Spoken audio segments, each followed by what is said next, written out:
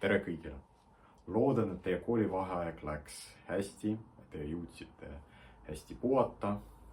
Aga nüüd on siis uus selline süke õppeperiood saabumas ja meil on järgmine tund. No, ehk siis tegelikult tänane tund.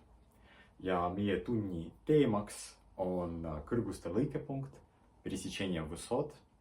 Ja see on väga oluline objekt planimeetrias ja me juba ühe loengu käigus tõestasime, et kõik kõrgused lõikuvad ühes punktis, ehk siis seda me hakkame juba kasutama. Me ei hakka seda tõestama. Et nagu mul on joonisel siin, kui me tõmbame kõik kolmnurga kõrgused, siis nad lõikuvad ühes ja samas punktis.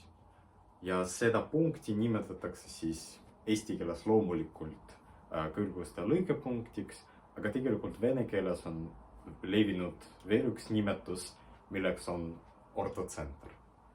Ja selle tunni eesmärk on siis uurida selle punkti omadusi ja osutub, et neid on päris palju.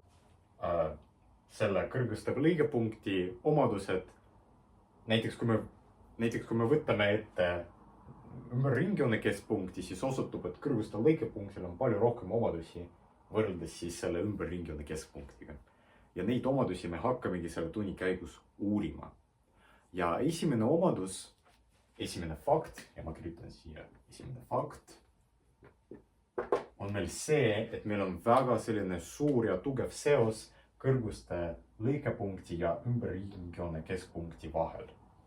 Ümberringjoone keskpunkt, kes ei mäleta, see on центр описанной окружности vene keeles ja see ümberringjoone keskpunkt asub siis keskristsirgete lõikepunktis.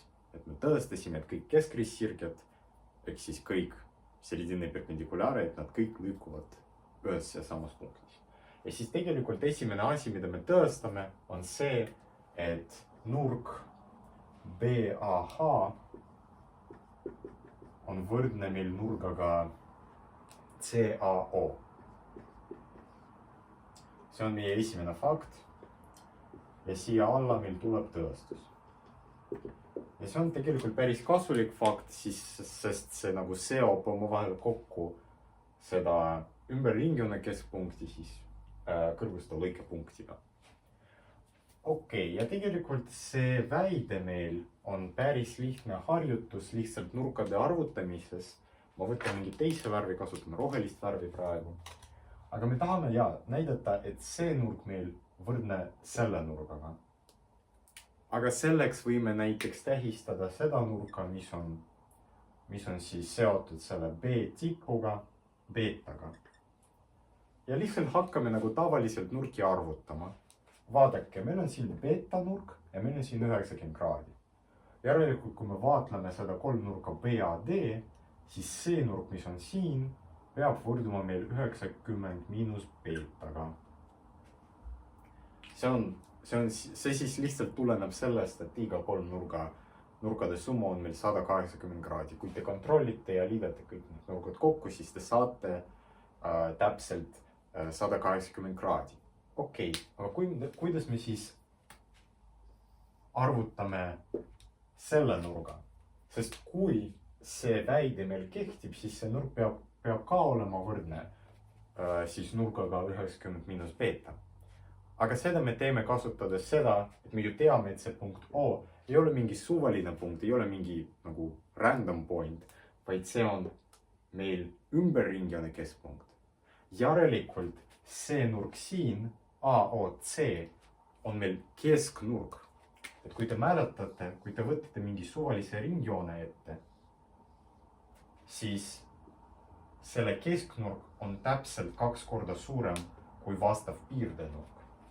Ehk siis kui teil on see nurk näiteks alfa, siis see nurk peab teil olema täpselt 2 alfa, kui see punkt siin, mis määrab seda suurema nurga, on ümberringjoone keskpunkt või ringjoone keskpunkt sel juhul. Aga kui te tähelepanelikult vaadate seda joonist, siis te näete, et meil on täpselt see olukord siin olemas. Nimelt, meil on nurk ABC, piirdenurk, mis toetub kaarele AC, aga AOC on meil kesknurk, mis toetub samale kaarele AC. järelikult selle teoreemi põhjal me järeldame, et see nurk AOC on meil 2 beeta. aga nüüd meenutame, et ümberringiline keskpunkt on siis selline punkt, mis asub kõikidest tippudest ühel ja samal kaugusel. järelikult need 2 lõiku on raadiused. ning sellest, ja siis me saame lihtsalt mingi võrdhaarse kolmnurga, millel on nurk 2 beeta ning need küljed võrdsed. järelikult me võime need 2 nurka ka lihtsasti leida. kuna nad on võrdsed ja nagu ühe kolmnurga nurgade summa peab olema 180 kraadi, siis te võite lihtsasti kontrollida, et selleks peavad need nurgad olema täpselt 90 miinus beeta. et nagu need peavad olema võrdsed ja kogu nende summa peaks olema siis võrduma 180-ga. jah. ehk siis tegelikult me saimegi, et see nurk on meil 90 miinus beeta nagu soovitud. ja see oligi siis selle omaduse tõestus ja selle tõestuse põhiideed. no ma võin kirjutada, et esiteks ma ei kirjuta nagu kogu tõestuse välja, kuna ma juba ütlesin seda nagu suuliselt. aga ma kirjutan tõestuse ideed. ja kui te konspekteerige, siis te võite ka mitte nagu kogu tõestust oma vihikusse kirja panna, aga kui tahate, siis võite seda ka teha. aga ma arvan, et olulisem on lihtsalt arusaamine, kuidas see asi käib. ja konspektis te võite lihtsalt nagu kirja panna need olulisemad tõestuse ideed. ja selle tõestuse ideed on lihtsalt nurkade arvutamine.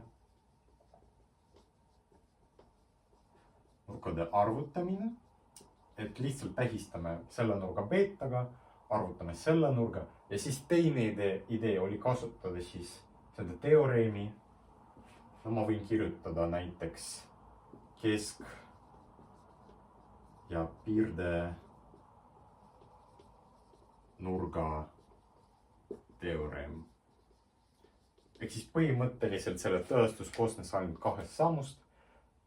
nurkade arvutamine pluss selle teoreemi kasutamine.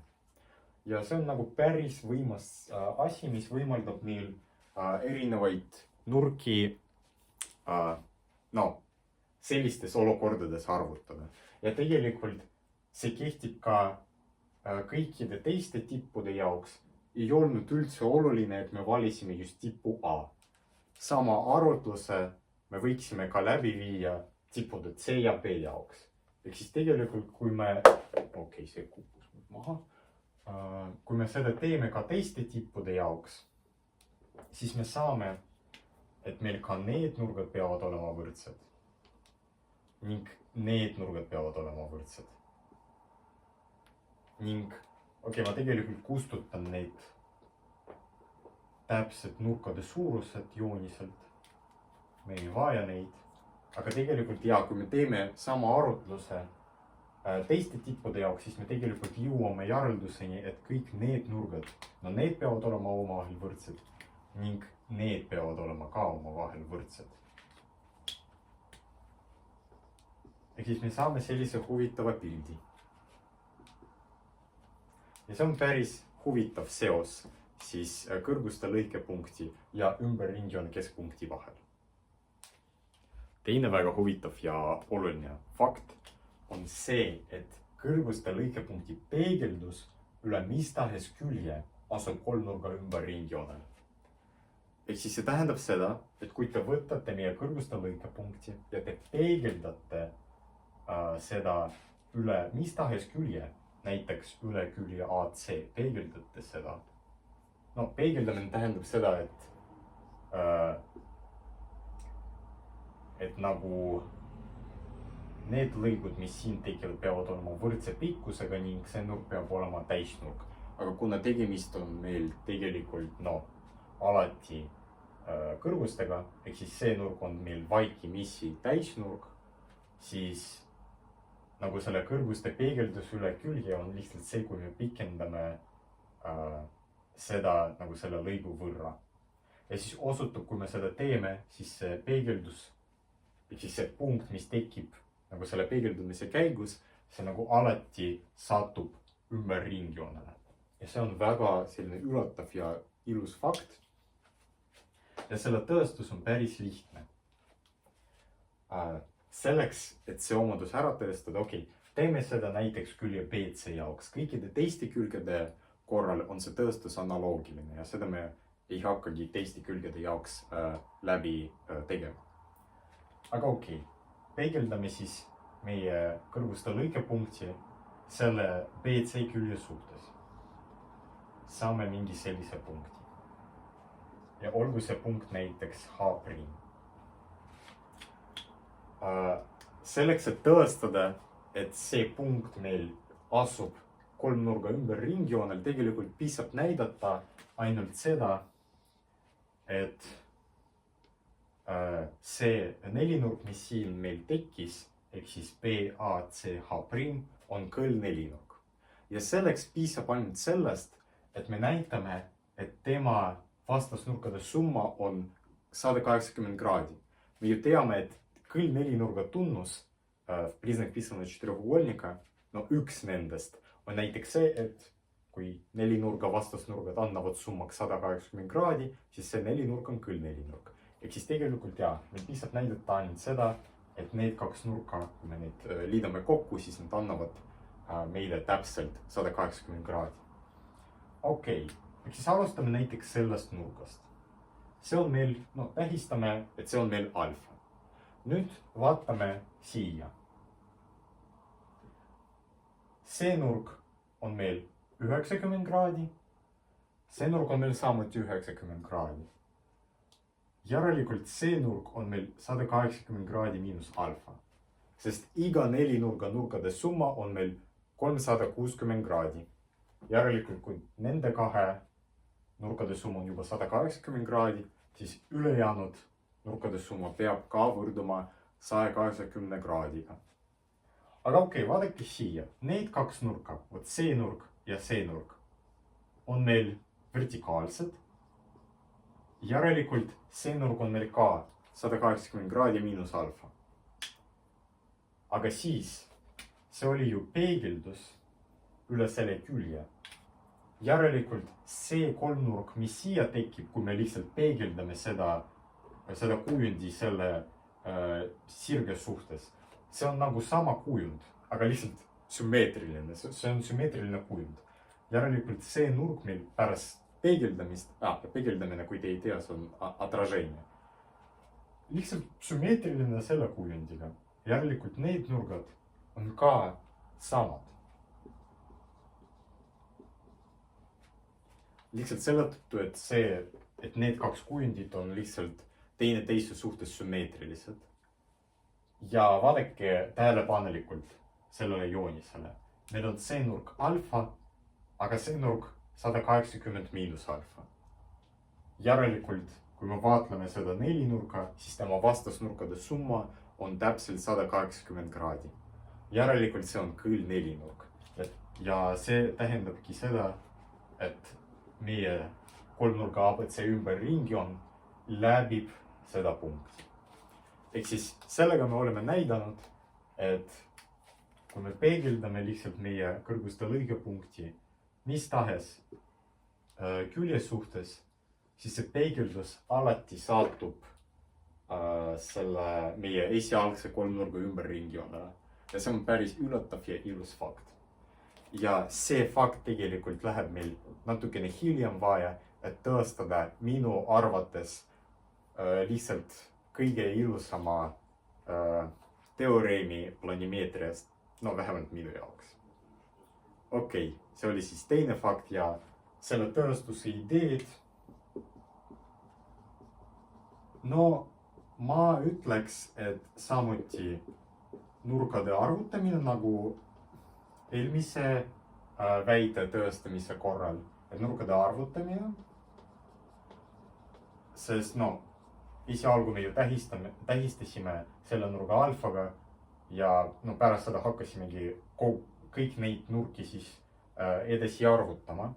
Aga veel üks oluline samm oli kõll nelinurga tunnus.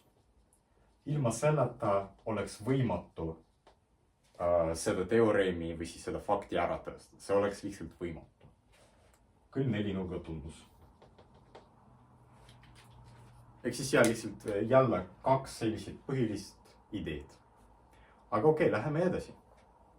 Okei, kolmas fakt kõrguste lõikepunkti kohta, mis on väga sarnane selle teise faktiga, aga tegelikult natukene teistsugune, seisneb selles, et kui me jälle võtame meie kõrguste lõikepunkti H ja peegeldame selle juba mitte külje suhtes, vaid külje keskpunkti suhtes. Ehk siis see peegeldamine käib niimoodi, et me tõmbame selle lõigu, mis ühendab kõrguste lõikepunkti siis külje keskpunktiga ja pikendame selle lõigu täpselt esialgse lõigu pikkuse võrra.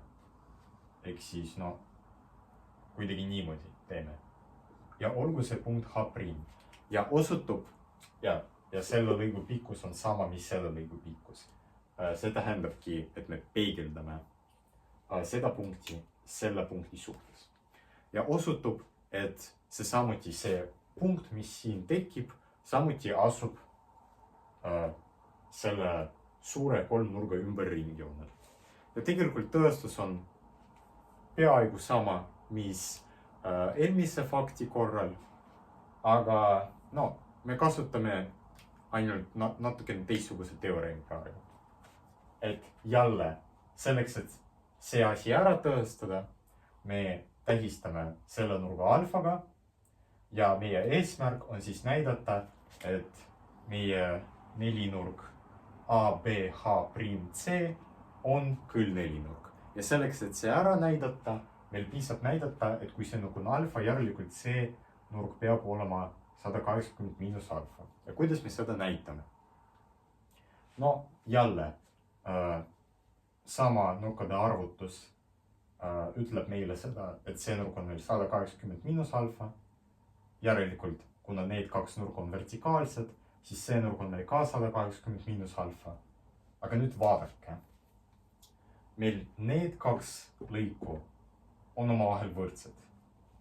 Ning need kaks lõiku, BM ja MC, on ka omavahel võrdsed lihtsalt seepärast, et punkt M oli valitud kui selle külje keskpunkt. Ja see, et need kaks lõiku on sama pikkusega, on põhimõtteliselt keskpunkti definitsioon. Ja me saime, ma joonistan võib-olla eraldi seda nelinurka, mis meil siin tekkis, BHC, CH'. Me näeme, et tema diagonaalid lõikuvad punktis M ja see punkt M poolitab mõlemaid diagonaale. Aga meil oli ju üks rööpkülliku tunnus, et kui teil on nelinurk, milles on kaks diagonaali, mis poolitavad üksteist, siis see nelinurk peab olema rööpkülg. Ja meil on täpselt see olukord siin. Meil on rööpküllik BHCH' jälle seetõttu, et selle nelinurga diagonaalid nad poolitavad üksteist. Aga lihtsalt rööpkülliku omadustest, mida me oleme ka õppinud, tuleneb kohe see, et tema vastasnurgad peavad olema samad. Järelikult, kui see nurk on meil 180 miinus alfa, siis nurk tema vastas peab ka olema võrdne nurgaga 180 miinus alfa. Ja kui me jälle tähelepanelikult siis seda joonist vaatame, siis me näeme, et selle nelinurga korral meil kehtib see, et tema vastasnurgad, ehk siis nurk BAC pluss nurk BH'C, nad annavad kokku, kui me need liidame omavahel kokku, siis summa tuleb 180 kraadi. Ja see tõestabki ära, et see uus punkt asub meil esialgse kolmnurga ümber ringjoonel. Ja jälle, nagu eelmise fakti puhul, ei ole oluline, et me valisime just punkti A ja külje BC ja siis selle keskpunkti. Täpselt sama arutlus kehtib ka kõikide teiste külgede jaoks. Ehk siis, kui te oleksite tähistanud näiteks selle külje keskpunkti näiteks n-iga, siis selle kõrguste lõikepunkti peegeldus selle keskpunkti suhtes asuks ka ümber ringjoonel ja samamoodi selle küljega. Ehk siis meil on tegelikult olemas ka see huvitav ja ilus fakt. Ja see, kuidas ja siis järgmisena me tõestame väga ilusa teoreemi, mille tõestamiseks me siis kasutame kõiki neid fakte, välja arvatud see esimene, aga neid kahte fakte me kasutame selleks, et ära tõestada ühe väga ilusa väite. Ja viimane asi, mida me selle tunni käigus vaatame, on Euleri ringjoon. Ehk siis väga kuulus matemaatik Euler ja tema nimed arvatavasti olete kuulnud tavalise matemaatiku tunni raames, kus räägitakse näiteks Euleri arvust. Ja Euler tegelikult panustas iga matemaatika valdkonda, mitte ainult siis matemaatilise analüüsi valdkonnas, millest tuleneb see arv E, vaid ta panustas nagu iga matemaatika valdkond, mis oli 18. sajandil, arvatavasti Euler kuidagi sellesse panustas. Ja ta panustas ka planimeetriasse. Ja praegu me siis uurime, mis asi on Euleri ringjoon. Esiteks, meil on olemas joonis, kõik kolmnurga kõrgused on joonistatud ning on märgitud siis kõrguste lõikepunktid külgedega, ehk siis D, E, F on lihtsalt kõrguste aluspunktid vastavatele külgedele ning M, N, L, nagu siin on kirjas, on külgede keskpunktid. Ja ma ei ütle teile ette, mis asi on Euleri ringjoon. Ma kasutan esialgu kahte fakti, mida me oleme eelnevalt tõestanud. Nimelt ma vaatlen kõrguste lõikepunkti peegeldust üle kõikide külgede, mis meil siin on. Ehk siis, see on väga halb lõik. Ehk siis mingi selline asi. Nii, et need kaks lõiku on sama pikkusega. Siis ma vaatan seda peegeldust. Nii, et jälle need kaks lõikut on sama pikkusega. Ning peegeldan ka kõrguste lõikepunkti üle selle külje. Ning ma ei tea, olgu see X, tegelikult olgu see X, olgu see Y ja olgu see Z. See on siis esimene asi, mida ma teen. Ja teine asi, mida ma teen, ma kasutan teist fakti. Ma peegeldan kõrguste lõikepunkti juba mitte külgede suhtes, vaid külgede keskpunktide suhtes. Nagu me teame, see kirjutab väga halvasti, ma võtan rohelise värvi. Nagu me juba tõestasime, need peegeldused ka satuvad siis ümber ringjoonele. Loodetavasti seda on enam-vähem näha. Ja me saime lihtsalt lisaks veel 3 punkti ja nende tähistamiseks ma siis kasutan, ma ei tea, mul on päriselt nagu tähed otsas, kuidas ma neid tähistan. Ma ei tea,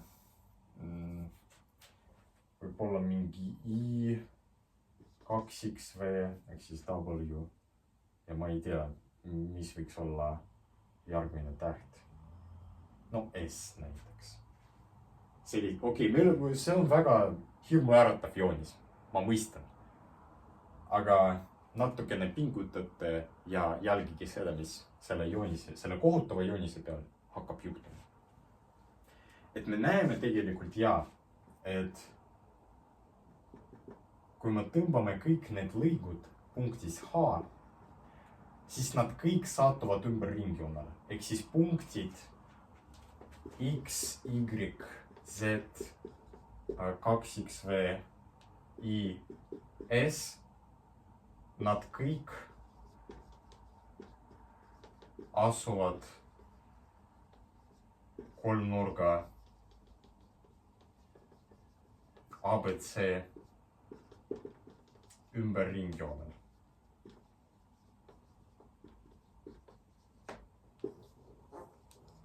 see on siis lihtsalt seepärast, et me kasutame neid kahte fakte, mida me oleme eelnevalt tõestanud. Aga teeme niimoodi, et me võtame seda suurt ringjoont ja suureme ta kokku nagu niimoodi, et neid lõikude pikkused, vaadake, iga sellise lõiku, see oli peegeldus, järelikult HE on võrdne HY-ga. Ja tegelikult HY on 2 korda suurem kui HE. Ja sama asi kehtib ka iga sellise peegelduse korral. Ehk siis korдан veel vene keelest. Вот посмотрите, вот каждое отражение, у вас длина отрезка, ну, например, HY. Y это отражение ортоцентра относительно прямой AC. У вас HY в 2 раза больше, чем HE. Просто потому что это было отражение, и мы, получается, отложили такой же отрезок такой же длины, ну, как и вот этот отрезок. То есть относительно вот этого отрезка этот в 2 раза больше. И такая штука действует для каждого отражения. То есть смотрите, здесь у вас HN, оно в 2 раза меньше, чем HW. Ну и так для каждого отражения. И теперь что мы сделаем? Мы возьмем тогда вот эту большую окружность, и каждый из этих отрезков мы как бы уменьшим вдвое. То есть сожмем эту окружность вдвое. Так что точка Y у нас перейдет в точку E, W перейдет в точку N, I перейдет в точку M, X перейдет в точку D, S перейдет в точку L, и Z перейдет в точку F. То есть мы как бы просто уменьшим длины каждых из этих вот отрезков вдвое. И при этом, из-за того, что мы так построили эти точки, у нас вот эти отражения, они перейдут как раз-таки, ну, либо в основание высоты, либо в середину. То есть мы просто как бы сжимаем нашу окружность вдвое. Aga siis on selge, kui me lihtsalt kokku suurame mingit ringjoont, siis ta jääb ringjooneks. И идея в том, что если мы сожмем вот так вот нашу окружность, так что все вот эти вот длины уменьшатся вдвое, окружность останется окружностью. Мы просто ее сжали. Мы ее сжали вдвое. Но как бы если у нас объект был окружностью, если мы как бы его просто сжимаем, ну, в данном случае мы его, сжимаем так, что мы, короче, длины всех отрезков просто делим пополам, то он останется окружностью. И что это на самом деле значит? Я сотру этот очень страшный рисунок. Ma siis kustutan selle väga hirmuäratava joonise tahvlilt ära. Ja tegelikult see arutlus, mida ma teile praegu rääkisin, see ütleb meile seda, et kui meil on olemas mingi kolmnurk, suvaline kolmnurk, ja kui te tõmbate selles kolmnurgas kõik tema kõrgused ning samuti tähistate kõik selle kolmnurga külgede keskpunktid, ehk siis M, N ja L. Siis see arutlus, mida me oleme praegu läbi viinud, näitab, et kõik need 6 punkti asuvad ühele ringjoonele. Ja see on te võite, ma ei tea, arvutis seda teha ja näha, et see päriselt nii on, sest mu joonis ei ole eriti täpne. Aga ja, põhimõtteliselt see Euleri ringjoon, see väga imelik ja ilus objekt on ringjoon, mis läbib 6 väga loomulikku punkti meie kolmnurgas. Ehk siis kõik kõrguste lõikepunktid ning kõik külgede keskpunktid, nad kõik asuvad ühel ja samale ringjoonil. Ja see ringjoon, mis meil siin tekib, ta kannab siis Euleri nime. See on Euleri ringjoon. Ja loodetavasti see tõestus oli arusaadav. Sest kuidas me tõestasime, et see on üks ja sama ringjoon? Me põhimõtteliselt võtsime punkti H, mis on siin, ja suurendasime, me veel ei teadnud, et see on ringjoon, aga kui me teeme, et see on ringjoon, siis põhimõtteliselt me lihtsalt suurendasime selle ringjoone 2 korda. Ehk siis iga selle lõigu me tegime selle lõigu siis 2 korda suuremaks. ja kui me niimoodi teeme, siis juba tõestatud faktide põhjal me teame, et see objekt, mis siin meil tekib, on selle kolmnurga lihtsalt ümberringi on, siis on ringjoon. Ehk siis tähendab seda, et kui me tagasi sureme kokku selle meie ümberringjoone 2 korda, siis me saamegi, et kõik need 6 punktid asuvad ühel ringjoonel. ja see on minu jaoks väga, minu jaoks on minu lemmik teoreem planimeetrias üldse ja ma väga tahtsin teile seda näidata. ja loodetavasti see teile ka meeldis, sest see on nii üllatav, et igas kolmnurgas see kehtib. igas kolmnurgas te lihtsalt võtate külgede keskpunktid, võtate kõrguste aluspunktid ja mingil imelikul kombel need kõik 6 punkti asuvad ühel ringjoonel. ja tegelikult me põhjendasime, miks see ka töötab ja see ei ole nii nagu keeruline tõestus. ja ma lihtsalt jälle tahan rõhutada seda, et igal matemaatilisel valemil, igal matemaatilisel teoreemil seisneb taga mõtlemine ja arutlemine, mida matemaatikud nimetavad siis tõestamiseks. ja selle üldiselt minu kursuse eripära võib-olla on see, et ma rohkem keskendun just tõestustele, aga ma teen seda meelega, ma tahangi niimoodi seda kursust konstrueerida, siis ma tahan teile näidata, et matemaatika ei ole lihtsalt, ma ei tea, valemite õppimine ja pähe tuppimine. Matemaatika on midagi enamat ja ilusamat. ja loodetavasti see fakt teile meeldis. ja reedel, nagu ma juba ütlesin, kõrguste lõikepunktil ei ole eriti palju nagu arvutuslikke rakendusi. Tegelikult ei ole eriti palju arvutuslikke ülesandeid kõrguste lõikepunkti kohta, aga ma arvan, et ma pakun teile lahendamiseks 2 lihtsamat tõestusülesandet, ning samuti filmin teie jaoks ka näidislahendusi, sest ma tean, et tõestused on üldjuhul raskemad kui lihtsalt arvutusülesanded, aga ma loodetavasti jutustan nende ülesandede lahendused väga põhjalikult, et see oleks ka igaühele arusaadav. aga näeme siis reedel ja loodetavasti need kõrguste lõikepunktidega seotud faktid ja teoreemid olid teie jaoks üllatavad ja meeldisid teile. aitäh teile ja toredat päeva jätku!